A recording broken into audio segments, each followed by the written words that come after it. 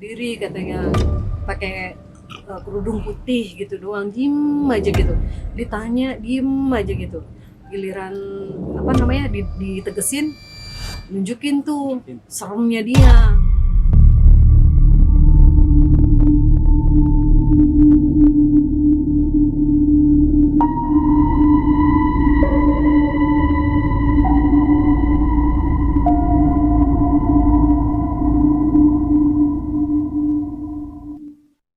Bismillahirrahmanirrahim. Assalamualaikum warahmatullahi wabarakatuh. Selamat malam semua. Selamat datang kembali di channel Horror Insight. Saya Rika Anwar mengucapkan terima kasih kepada kawan-kawan yang sudah mendukung kami selama ini dengan subscribe, like-nya, nge-share, dan komen di kisah seram sebelumnya. Dan untuk kawan-kawan yang belum subscribe, silakan subscribe dan nyalakan tombol notifikasi agar kawan-kawan dapat mengetahui video-video kami selanjutnya. Oke, di segmen kali ini, segmennya Ngobrol Seram bersama tim dari Horror Insight. Oke, sekarang perkenalkan deh siapa dulu nih? Abang yang sebelah saya nih.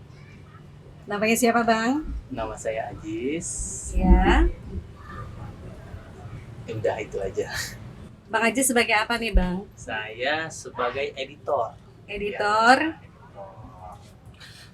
Udah, itu Udah. aja. Kalau kawan-kawan yang pernah mendengar atau menyimak video-video kami sebelumnya, mungkin pernah ada yang hafal dengan suaranya Bang Ajis nih ya.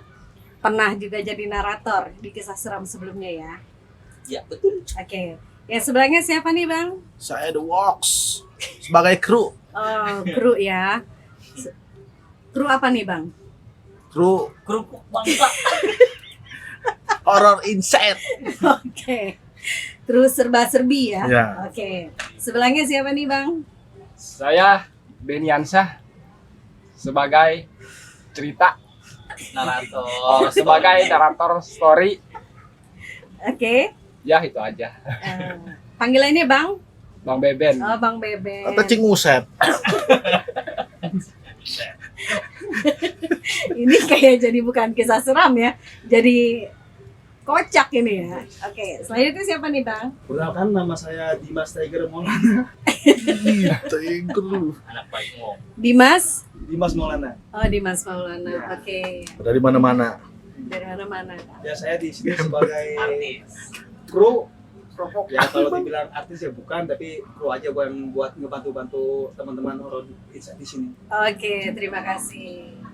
Makasih juga nih sebelumnya udah pernah ngumpul ya buat ngobrol seram nih.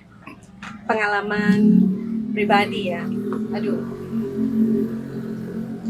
Jadi mohon maaf sebelumnya ya kalau misalnya ada kedengeran suara bising dari luar, soalnya kita di atas, di outdoor. Jadi otomatis suara dari luar pasti masuk ke dalam. Susah untuk nutupnya ya. Oke. Yang pertama siapa nih yang mau cerita nih? Harga boleh. Oke, saya dulu ya cerita ya. Pengalaman pribadi. Pengalaman pribadi sebenarnya banyak, Bang. Banyak banget pengalaman pribadi serem ya. Waktu kecil, dari kecil memang udah punya banyak banget pengalaman. Mungkin beberapa sudah pernah diceritakan di Horror Insight. Dulu saya itu punya kebiasaan kalau tidur, tangan saya selalu di bawah punggung saya nih, di bawah pinggul ya. Belakangin gitu. Di belakang, selalu punya kebiasaan tuh seperti itu. Nah, pernah suatu malam itu waktu saya masih sekitar kelas 6 SD. Kelas 6 SD, lagi tidur pules. Nah, tiba-tiba kepala saya gatel nih. Iya dong. Jadi di bawah tangan saya tuh saling pegangan gitu. Pokoknya satu sama lain tangan saya tuh harus berpegangan di bawah pinggul saya. Nah, tiba-tiba pas udah tengah malam, saya nggak tahu jam berapa, kepala saya gatel. Dan otomatis saya garuk kepala saya dong, iya kan? Lagi merem, saya sadar, loh, ini kepala saya lagi garuk tangan saya yang kiri lagi garuk kepala saya.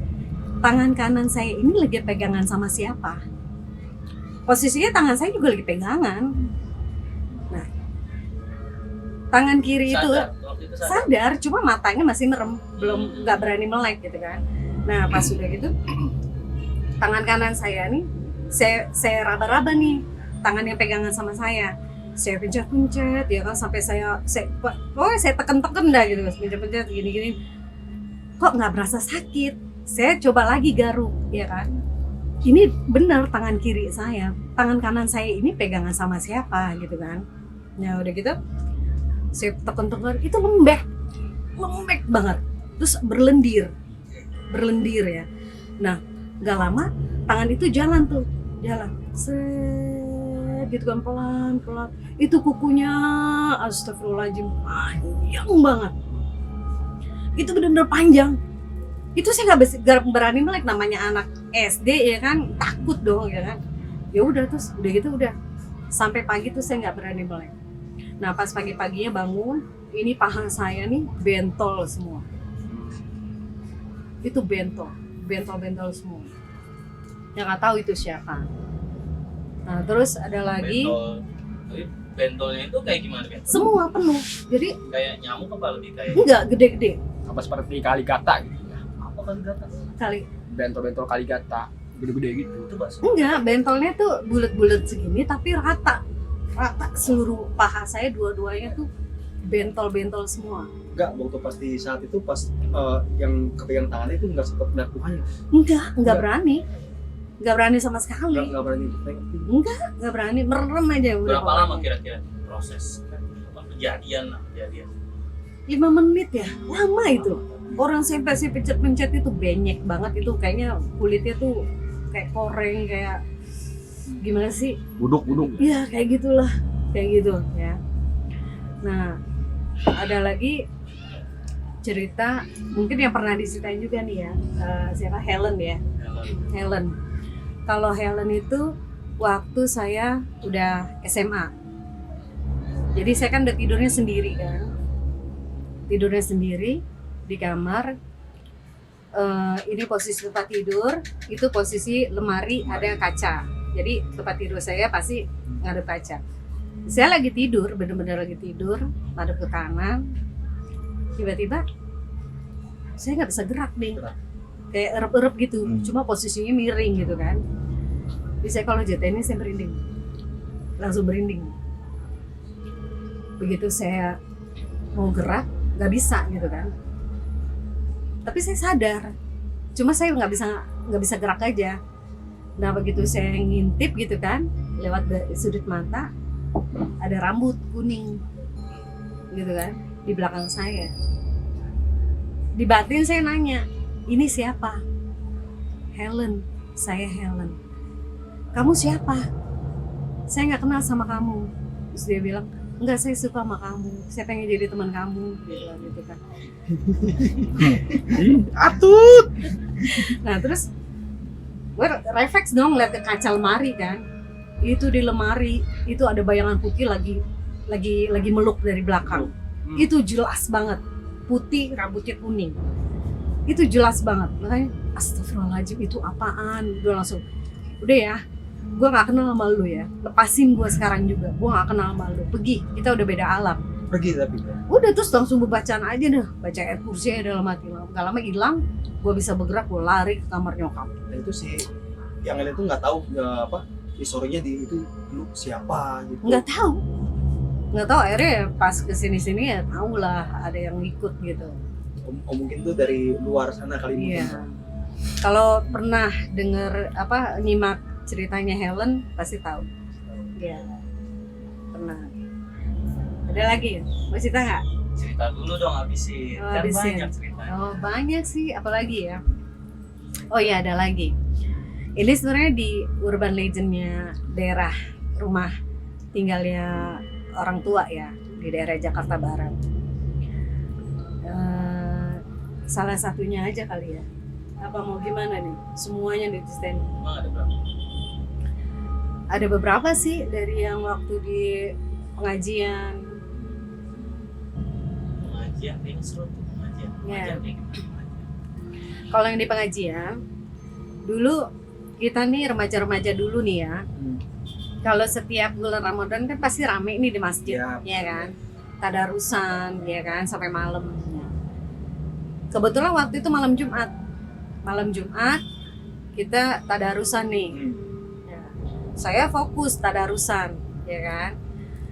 Nunggu yang giliran yang lain, saya ngaji dulu nih sendiri. Ngantri, kayak Nah, ngantri gitu ya. Saya ngaji di dalam mimbar. Mimbar itu kan mimbar imam itu kan Ya. ada cekungannya. Saya di situ. Nah, di dalam mimbar itu ada jendela tapi dari luar ditutup sama triplek. Jadi kita nggak bisa ngeliat keluar. Nah, kalau keluar itu udah jalanan gang yang nggak dipakai lah dari musola dulu, masih musola ya, buntu ya. Jadi nggak ada orang lewat di situ. Nah, lagi asik-asik ngaji, tiba-tiba mata saya tuh kok ngeliat ke itu terus nih, ke jendela. Fokus ngaji kok, terus saya ngeliatin jendela, saya bengong aja gitu ya. Sempet lama tuh, ada 1 menit dah. Gak lama saya, astagfirullahaladzim, kenapa nih kok bisa ngeliat jendela gitu kan. Nah udah gitu, udah saya asik ngaji lagi. Tahu-tahu teman saya ada yang teriak-teriak nangis. Sebut aja namanya ya, Neneng lah gitu ya. Nangis dia gitu. Sontak saya kaget dong, lagi ngaji saya berhenti. Saya liatin tuh anak kenapa nangis gitu kan. Ditanya kenapa, nggak tahu pengen nangis aja kata dia gitu. Pokoknya dia tiba-tiba dia pengen nangis gitu kan.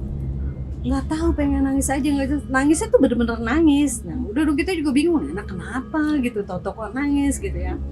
Nggak lama ada lagi teman nih satu ya, si Ubay namanya. Dari luar dia teriak-teriak masuk ke dalam. Wah kenapa ada ibu-ibu kata dia gitu kan. Ibu-ibu, ya kenapa emang ibu-ibu gitu dong. Ada ibu-ibu, serem katanya gitu. Nah terus akhirnya pas kita tanya baik-baik, dia dari histeris terus sampai tenang. Kita tanya kenapa, ada apa, ada ibu-ibu berdiri di bawah pohon pete. Dulu kan musola tuh ada pohon pete tuh, pete Cina tuh. Nah iya kan, berdiri katanya pakai kerudung putih gitu doang, diem aja gitu. Ditanya diem aja gitu. Giliran ditegesin, nunjukin tuh seremnya dia. Jadi si Ubay ini kan dia pengen pulang nih karena emang udah katanya pulang. Dia keluar lah tuh dari musola mau ngambil sendal, dia nengok ke kanan di tempat yang pohon pete itu. Disitulah dia berdiri tuh si ibu-ibu gitu kan. Nah begitu ngeliat ditegesin ternyata serem ibu-ibunya, dia masuk ke dalam nangis. Nah, dikejar nih sama yang cowok-cowok nih keluar. Kebetulan di ujung gang ada ibu-ibu yang lagi nabun. Ditanya, Bu, tadi ada lewat ibu-ibu nggak pakai kerudung putih lewat sini? Dari tadi nggak ada siapa-siapa, nggak ada orang, saya sendirian. Siapa itu? Makanya saya sendirian nih ya kan, ngebakar sampah kata dia gitu. Waduh siapa ya? Udah tuh ya kan, yaudah kita pulang-pulang lah, udah malam lah gitu kan. Pulang udah malam. Nah si Boy pulang dong ke rumahnya kan. Pulang ke rumahnya, ternyata dia diikutin, dibawa mimpi. Ada. Dibawa mimpi. Besokannya dia cerita, ya kan. Sembari nangis-nangis gitu kan cerita. Kenapa? Iya, ternyata ibu-ibu itu penunggu di belakang musola itu. Ya, adalah namanya ya. Namanya bisa di-share ya. Jangan ya. Sebut aja Mawar. Mawar. Iya. Iyalah sebut aja Mawar ya. Nah. Jadi nih si Mawar ini datang nih ke mimpinya si Ubay. Ditanya dong, dengan tampilan yang sama seperti yang dia lihat, ya kan takut dong orang kan dalam mimpi kan.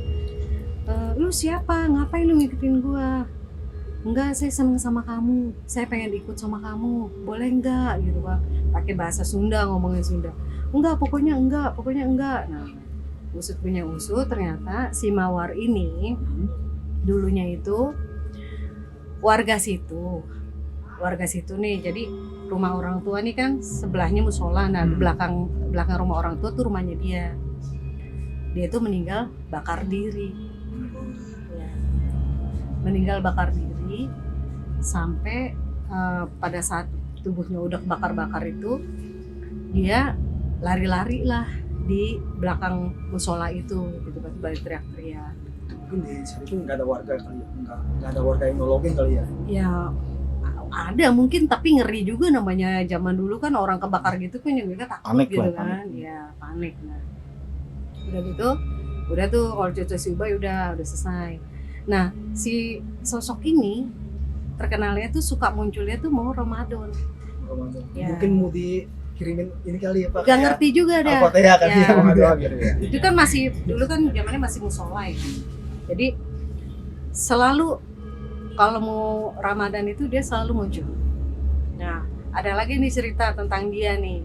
Jadi dulu kan kakak sepupu ini kan dia punya base camp lah buat motor gitu kan ya. Motor.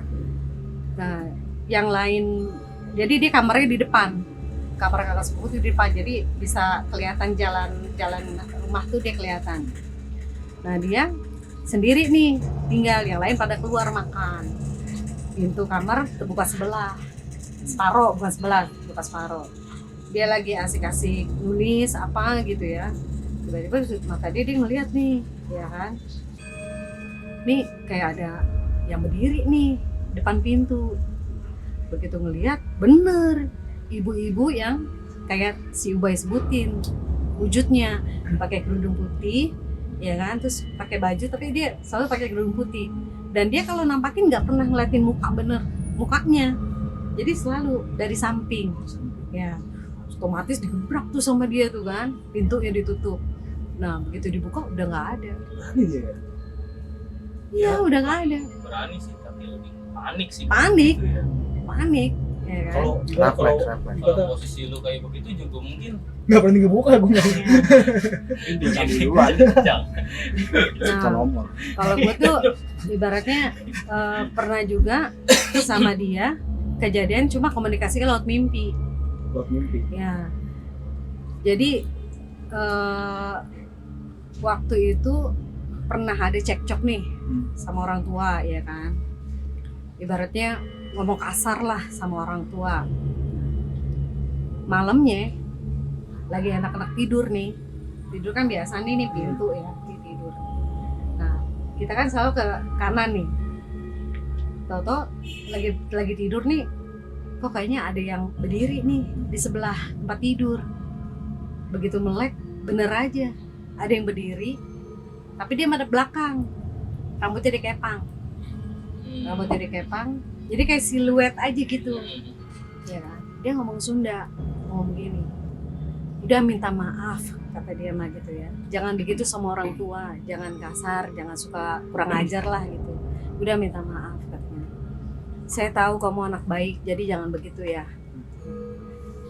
Ngeliat tapi gue nggak bisa gerak gitu, kata gue ini siapa ya gitu ya, kan gue nggak kenal dia siapa kan. Nah besokannya minta maaf nih sama orang tua, cerita bahwa dimimpin kayak gitu. Nah orang tua yang tahu sejarahnya dia siapa ya cerita, itu kan sosoknya si Mawar itu. Dia emangnya orangnya kecil, rambutnya panjang, selalu dikepang. Nah jadi memang itu sosoknya dia gitu. Tahu Ben? Kasih.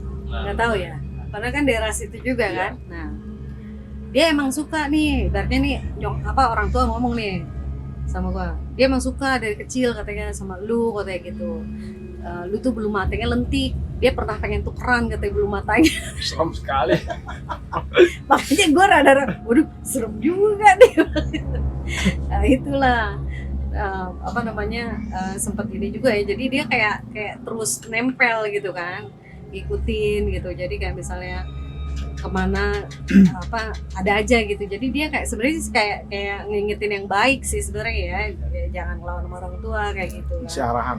Nah pernah juga waktu hamil gede anak pertama nih ya kan, lagi hamil gede tuh tiba-tiba tuh di kamar itu banyak kuntilanak melayang. Ada kali ya? mimpi. Enggak, jadi lagi tidur nih ya, setengah ini melek. Sadar. Nah tiba-tiba melek gitu kan, astagfirullahaladzim, itu kuntilanak banyak banget melayang gitu kan, melayang. Apa nggak bisa gerak ya kan, nggak bisa gerak. Nah tiba-tiba ada satu kuntilanak di pojok yang ngusir, ulah kak dia gitu. Kan itu baik.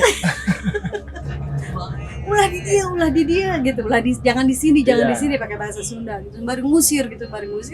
Nah nggak lama hilang, udah gue melek nggak bisa ngomong apa, gemeteran aja gitu, nggak bisa ngerti apa yang barusan aja terjadi gitu kan. Itu apaan kok bisa sampai ada banyak kuntilanak di kamar gitu kan, malah ada satu kuntilanak yang ngusir kan.